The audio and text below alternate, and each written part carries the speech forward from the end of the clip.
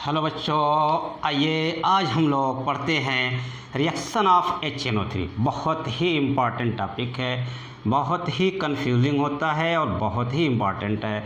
जैसा कि आपको पता है कि HNO3 एक स्ट्रांग ऑक्सीडाइजिंग एजेंट है, लेकिन उसका ऑक्सीडाइजिंग प्रोडक्ट जो होता है ये डिपेंड करता है रिएक्शन की कंडीशन, माने टेम्परेचर पे भी डिपेंड करता है, HNO3 के खुद के कंसंट्रेशन पे भी डिपेंड करता है, और साथ साथ में आपका नेचर ऑफ मेटल जो कि ऑक्सीडाइज होना है उस पे डिपेंड करता है। इसलिए HNO3 आप सेम मेटल के साथ अलग अलग प्रोडक्ट देता है और आपको बहुत कंफ्यूज कराता है और बहुत आप भूलते हो। इसलिए हमने इस टॉपिक को सेलेक्ट किया है कि इस इम्पॉर्टेंट टॉपिक को आज इस तरीके से पढ़ा जाए, इस तरीके से निचोड़ दिया जाए कि आज के बाद आपको कोई कन्फ्यूज़न न होने पाए और ना ही भूलने पाए। तो आइए देखिए, शुरुआत करते हैं। सबसे पहले तो आप देखिए कि HNO3 एक ऑक्सीडाइजिंग एजेंट होता है। इसकी ऑक्सीडाइजिंग प्रोडक्ट तीन चीज़ों पे डिपेंड करती है।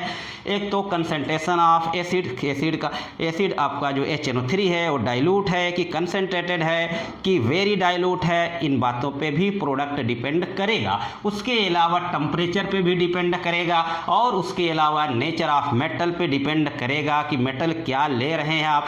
जो मेटल ले रहे हैं वो इलेक्ट्रोकेमिकल सीरीज के ऊपर है, नीचे है, इन सब बातों पे डिपेंड करेंगे इसके प्रोडक्ट, इसलिए बहुत इंपॉर्टेंट हो जाता है। तो आइए ज़रा सा उसको हम लोग सीखते हैं, कब कौन सा कंसंट्रेशन होगा तो कौन सा प्रोडक्ट बनेगा। ठीक है, तो आइए देखिए, उसके लिए सबसे पहला कॉन्सेप्ट आपको बहुत ही गौर से, बहुत ही बढ़िया से समझना होगा। ठीक है, अब देखिए जो प्रोडक्ट बनना है नाइट्रिक एसिड का HNO3, ये जो है ये प्रोडक्ट जो बनाना है ये नाइट्रोजन डाइऑक्साइड भी बना सकता है, नाइट्रिक ऑक्साइड भी बना सकता है और नाइट्रस ऑक्साइड लाफिंग गैस भी बना सकता है और अमोनियम नाइट्रेट बना सकता है। तो कब क्या बनेगा ये बहुत इंपॉर्टेंट बात है। उसके लिए मैं एक कॉन्सेप्ट आपको दे रहा हूँ, कम से कम ये तो फिर कभी कंफ्यूजन नहीं होगा कि कब क्या बनेगा। तो आइए ज़रा सा देखते हैं, एक सेंटेंस को देखिए, greater the change in oxidation number, weaker will be oxidising nature. ये HNO3 ये बना, ये बना, ये बना, ये बना, इन सब में ऑक्सीडेशन नंबर सबसे पहले आप देख लेंगे। आपका जो HNO3 है +5 ऑक्सीडेशन नंबर होता है, देखिए HNO3 में। और नाइट्रोजन की ऑक्सीडेशन नंबर की अगर बात किया जाए तो मैक्सिमम 5 हो सकती है, मिनिमम 3 हो सकती है। तो यहाँ से देखिए -3 से लेके +5 के बीच में सारे प्रोडक्ट बनते दिख रहे हैं। तो यहाँ पे आइए, जब HNO3 NO2 बना तब ऑक्सीडेशन नंबर देखें, NO बना तब ऑक्सीडेशन नंबर +2 आए, N2O बना तो ऑक्सीडेशन नंबर +1 आए, और अमोनियम नाइट्रेट बन रहा है तो ऑक्सीडेशन नंबर यहाँ पे नाइट्रोजन की -3 आ रही है। तो अब देखिए, ये जो HNO3 था जिससे रिएक्शन कराए जा रहे थे और जो प्रोडक्ट बन रहा था उनके बीच आप देखिए ऑक्सीडेशन नंबर में चेंज क्या हो रहा है। अगर आपका प्रोडक्ट HNO3 बना हुआ है तो आप देखिए ऑक्सीडेशन नंबर में जो चेंज मिलेगा सबसे ज्यादा मिल जाएगा, -3 और +5 के बीच में आ रहा है, माने चेंज सबसे ज्यादा मिल रहा है। इसका मतलब ये होगा जहां पे चेंज सबसे ज्यादा मिलेगा वहां पे इसका ऑक्सीडाइजिंग नेचर सबसे कम हो जाएगा, माने ये सबसे कम ऑक्सीडाइजिंग नेचर की तरह से बिहेव करेगा। इसका मतलब ये हुआ कि ये वेरी वेरी डाइल्यूट जब नाइट्रिक एसिड होगा उस तरह का प्रोडक्ट देगा। तो जब ऑक्सीडेशन नंबर में मैक्सिमम चेंज आ जाए तो इसका मतलब ये हो जाएगा कि जो नाइट्रिक एसिड है वो वेरी वेरी डाइल्यूट है। ठीक, और जब ऑक्सीडेशन नंबर देखिए HNO3 से NO2 बना, ऑक्सीडेशन नंबर में चेंज सिर्फ 1 का हुआ, यानी कि यहाँ पे चेंज मिनिमम हुआ है। यहाँ पे चेंज आप देखिए मिनिमम हुआ, सिर्फ 1 का चेंज हुआ, माने यहाँ पे आपका नाइट्रिक एसिड जो है स्ट्रांग ऑक्सीडाइजिंग एजेंट की तरह से काम करेगा। और यहाँ पे यानी कि यहाँ पे नाइट्रिक एसिड कैसा है, कंसंट्रेटेड है। तो बात क्लियर, जब आपका मिनिमम चेंज होगा तो वहाँ पे आपका नाइट्रिक एसिड कैसा रहा होगा, कंसंट्रेटेड रहा होगा। और जब मैक्सिमम चेंज ऑक्सीडेशन नंबर में मिल जाएगा तो वहां पे नाइट्रिक एसिड जो होगा आपका कैसा रहेगा, डाइल्यूट, वेरी डाइल्यूट रहेगा। उसके बाद ये बीच के दो प्रोडक्ट जो मिल रहे हैं, यहाँ पे देखिए, यहाँ पे चेंज इन दोनों के बीच में ना तो मैक्सिमम में है ना ही मिनिमम में है, ठीक है ना। तो यहाँ पे नाइट्रिक एसिड कैसा रहेगा, डाइल्यूट रहेगा। अब जब डाइल्यूट रहता है तो इसमें दो तरह के प्रोडक्ट, देखिए कंसेंट्रेटेड है तो एक प्रोडक्ट बना नाइट्रोजन डाइऑक्साइड हमेशा बनेगा, और आपका जब वेरी डाइल्यूट है तब आपका अमोनियम नाइट्रेट बनेगा, ये हमेशा बनेगा। और जैसा कि मैंने यहाँ पे कहा टेम्परेचर पे भी डिपेंड करता है। अगर ये कोल्ड है तब तो ये बनेगा, लेकिन अगर ये हॉट है, ठीक है, डाइल्यूट है और हॉट है, तो फिर ये ब्रेक कर जाता है, टूट जाया करेगा, तब प्रोडक्ट आपका नाइट्रस ऑक्साइड बन जाएगा, ठीक है। ये बात है, यानी टेम्परेचर पे भी डिपेंड करता है प्रोडक्ट है। तो आइए फिर उसके बाद हम यहाँ पे देखते हैं, जब डाइल्यूट है तो दो तरह का प्रोडक्ट बन रहा है, MbH लिखा है और MaH लिखा है। माने जो मेटल हाइड्रोजन से ऊपर है, माने एक्टिव मेटल है, वो तो आपका क्या बनाएंगे, NO बनाएंगे, सॉरी जो ऊपर है एबव, ए माने एबव, जो मेटल हाइड्रोजन से ऊपर होंगे वो क्या बनाएंगे, N2O बनाएंगे। अब देखिए ऊपर और नीचे की बात जरा सा समझिए, हाइड्रोजन है, ठीक है, इसके ऊपर वाले मेटल क्या बना रहे हैं बच्चों, N2O बना रहे हैं, और इसके नीचे वाले NO। यहाँ भी कंफ्यूजन ना हो। अब देखिए ज़रा सा, जो ऊपर है, ऊपर का मतलब देखिए दोनों प्रोडक्ट में ऑक्सीजन तो सेम है, जो ऊपर है उसमें ऊपर का मतलब ज़्यादा मतलब उसमें ज़्यादा नाइट्रोजन बनेगी, तो वो नाइट्रोजन का वो ऑक्साइड लेंगे जहाँ पे नाइट्रोजन ज़्यादा होगी, नीचे है तो नाइट्रोजन का वो ऑक्साइड लेंगे जहाँ पे नाइट्रोजन कम। इसको एक ऐसे भी याद कर सकते हैं, ऊपर वाले एक्टिव मेटल होते हैं, और एक्टिव अगर पर्सन है तो आपको क्या करेगा, हंसाएगा, माने हंसाने वाली गैस बनेगी, नाइट्रस ऑक्साइड बनेगी। क्लियर, यहाँ तक बातें क्लियर हो गई। ये सब कुछ क्लियर हो गया कि इसका मतलब ये हुआ कि अब 1 मिनट आप जो आंख बंद करके जरा सा सोचिए कि क्या हो रहा है कि नाइट्रिक एसिड अगर कंसंट्रेटेड है तो सबसे ज़्यादा ऑक्सीजन वाला नाइट्रोजन डाइऑक्साइड माने NO2 बना, और अगर नाइट्रिक एसिड वेरी डाइल्यूट है तो आपका अमोनियम नाइट्रेट बना। अगर डाइल्यूट है तो दो प्रोडक्ट बनते हैं, वो डिपेंड करता है मेटल कैसा, माने नेचर ऑफ मेटल पे डिपेंड करता है। तो आइए ज़रा सा हम लोग HNO3 के रिएक्शन को देखिए। कुल रिजल्ट हमारा सामने आ गया कि 4 तरीके के प्रोडक्ट हमारे मिलने जा रहे हैं, 4 तरह के रिएक्शन यहाँ पे बन गए। देखो बच्चों, ये हो गया। यहाँ पे हम ले लें वेरी डाइल्यूट, HNO3 कैसा है, वेरी डाइल्यूट, ये बात क्लियर हो गई। और जब वेरी डाइल्यूट है तो हमारा क्या बनेगा, अमोनियम नाइट्रेट बनेगा, बात क्लियर हो गई। और जब कंसंट्रेटेड है HNO3 तो हमारा नाइट्रोजन डाइऑक्साइड बनेगा। अच्छा, दूसरी बात, इन सब में ये तो आपको सब में कॉमन प्रोडक्ट मेटल नाइट्रेट बना करेगा, ये क्लियर बातें हो गई। Metal, M for metal nitrate बनेगा। उसके बाद यहाँ पे देखिए डाइल्यूट, जब है डाइल्यूट है तो दो कैटेगरी हमारी आई, एक MaH की आई और एक MbH की आई, यानी कि ऐसे मेटल जो हाइड्रोजन के ऊपर है, ये क्या बना रहे हैं, हाइड्रोजन के ऊपर माने ज़्यादा नाइट्रोजन मतलब ये बनाएंगे, लाफिंग गैस बनाएंगे, और जो नीचे हैं ये क्या बनाएंगे, नाइट्रिक ऑक्साइड बनाएंगे। बात क्लियर हो गई। अच्छा, अब ज़रा सा देखिए, ऊपर जो मेटल है हाइड्रोजन के, इसमें 5 मेटल ऐसे हैं जो कि HNO3 के साथ रिएक्शन करके उस पर एक पतली सी लेयर फिल्म बना देते हैं और मेटल को पैसिव कर देते हैं। उस 5 मेटल के नाम आपको याद रखने होंगे, बहुत इंपॉर्टेंट होंगे। वो 5 कौन कौन से हैं, देखिए, फेंको नहीं और करो, माने क्या है, प्यारे, फेंको नहीं और करो प्यारे, माने आपको मैं प्यारे बोल रहा हूँ, प्यारे प्यारे बच्चों।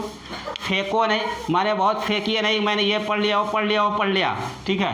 फेंको नहीं और करो, या कहिए कि और पढ़ो, ठीक है। तो यहाँ से आयरन है, कोबाल्ट है, निकल है, और माने एल्यूमिनियम है, करो का मतलब क्रोमियम है। ये 5 मेटल ऐसे होंगे जो कि हाइड्रोजन से ऊपर है, ठीक है। हाइड्रोजन से ऊपर वाले नाइट्रस ऑक्साइड लाफिंग गैस बनाते हैं, लेकिन ये 5 मेटल क्या करेंगे, ये 5 मेटल नाइट्रोजन के साथ रिएक्शन करते हैं तो ये पैसिव हो जाते हैं, माने इस पे जो है एक पतली सी लेयर, एक फिल्म बन जाती है, ठीक है। उसके बाद नीचे वाले आइए, नीचे वाले में आपका क्या क्या मिलेगा भाई, देखिए कॉपर मिलेगा, सिल्वर मिलेगा, कॉपर है, सिल्वर है, मरकरी है, गोल्ड है, प्लेटिनम है।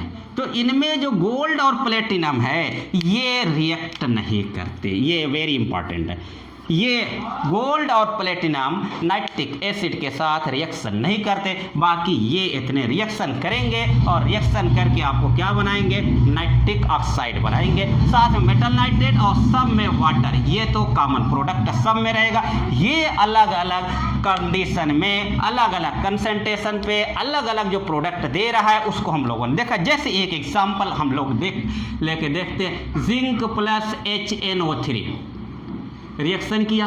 अगर यहाँ पे HNO3 कंसनट्रेटेड है तब आपका देखिए मेटल नाइट्रेट तो बनना है, बाकी जो है ये जो अलग प्रोडक्ट बने उसकी बात मैं कर रहा हूँ, नाइट्रोजन डाइऑक्साइड बनेगी। अगर यही HNO3 आपका डाइल्यूट है और दूसरी बात जिंक देखिए कहाँ पे है, ऊपर है किसके, हाइड्रोजन के, इसका मतलब क्या बनाएगा, ये बनाएगा N2O बनाएगा। अगर कॉपर की बात करिए, HNO3 के साथ रिएक्शन करेंगे, अगर कंसनट्रेटेड है HNO3 तो नाइट्रोजन डाइऑक्साइड, अगर HNO3 डाइल्यूट है तब आप देखिए ये नीचे वाली कैटेगरी में आया, माने अब क्या बनाएगा, नाइट्रिक ऑक्साइड बनाएगा। ये बात क्लियर होगी। अगर इतना सबको क्लियर है, सब कुछ क्लियर है, तो बताइए आपका मन मगन हुआ कि नहीं, बिल्कुल मगन हुआ। तो आइए कॉन्सेप्ट और सीख लेते हैं मन मगन में। आइए मन मगन, मन और मगन, ये मन बोलिए और ये मगन बोलिए। मन मगन है, मन मगन है, ठीक है। इतना जानने के बाद, पढ़ने के बाद आपका मन क्या है, मगन है। मतलब क्या हुआ, दो ऐसे मेटल मिलेंगे, एक मैग्नीज और एक मैग्नीशियम। जब डाइल्यूट, वेरी डाइल्यूट कंडीशन में होंगे तो हाई का मतलब हाइड्रोजन निकालेंगे, वेरी वेरी इंपॉर्टेंट, ठीक है। मन मगन है। इतना सब कुछ जानने के बाद जब आपका मन मगन है तो क्या हो गया कि आपका ये मैग्नीज और मैग्नीशियम क्या निकालेगा, HNO3 के साथ। जब HNO3 डाइल्यूट, वेरी डाइल्यूट होगा तो हाइड्रोजन निकालेगा, वेरी सिंपल, सब कुछ क्लियर। उम्मीद है सब कुछ सबको समझ में आ गई होगी। तो ये मेटल की नाइट्रिक एसिड के साथ रिएक्शन थी, ठीक है। सारे कॉन्सेप्ट यहाँ पे दे दिए गए। इसके बाद आपका कोई क्वेश्चन गलत नहीं होगा और भूलने की कोई चांसेस नहीं होगी। एक बार आंख बंद करिए, मौन धारण करिए 1 मिनट के लिए और सोचिए क्या हुआ।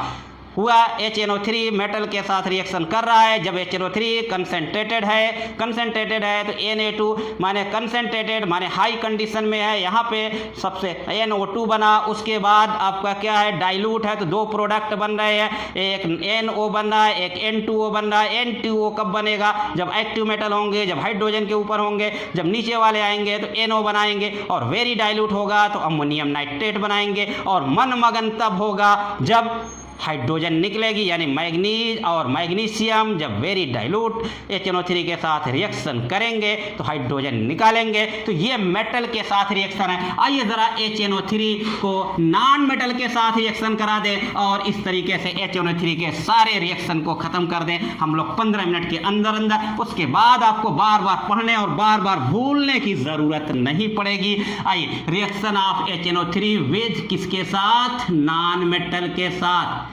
नॉन मेटल, देखिए नॉन मेटल के साथ जब HNO3 रिएक्शन करता है तो यहाँ पे बहुत आसान सी बात हो जाती, क्योंकि HNO3 जब सिर्फ कंसनट्रेटेड रहेगा तभी नॉन मेटल के साथ रिएक्शन करेगा। आइए देखिए, नॉन मेटल प्लस HNO3, और ये HNO3 कैसा होगा, कंसनट्रेटेड होगा। और यहाँ पे क्या बनेगा, जो भी एलिमेंट होगा, जो भी यहाँ पे नॉन मेटल होगा तो कहोगे कि ये क्या बनाएगा, एलिमेंटल ऑक्सो या ऑक्सी एसिड बनाएंगे, ठीक है, एलिमेंटल ऑक्सो एसिड बनाएंगे। बाकी तो सब में आपको नाइट्रोजन, कंसनट्रेटेड में क्या निकलना है, नाइट्रोजन डाइऑक्साइड, और वाटर सब में, ये तो कॉमन हो जाएंगे सब में, ठीक है। नाइट्रोजन कंसनट्रेटेड है, नाइट्रोजन डाइऑक्साइड निकलना है, कॉमन ये यहाँ पे। अब आइए ज़रा सा नॉन मेटल कुछ लेते हैं हम लोग। आयोडीन ले लीजिए, फास्फोरस ले लीजिए, सल्फर ले लीजिए, कार्बन ले लीजिए,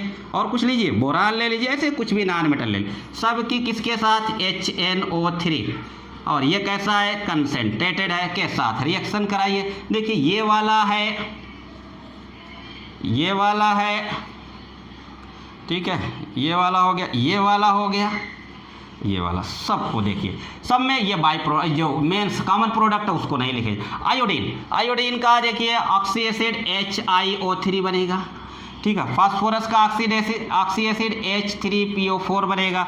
सल्फर का ऑक्सी एसिड H2SO4 बनेगा। कार्बन का ऑक्सी एसिड H2CO3 बनेगा।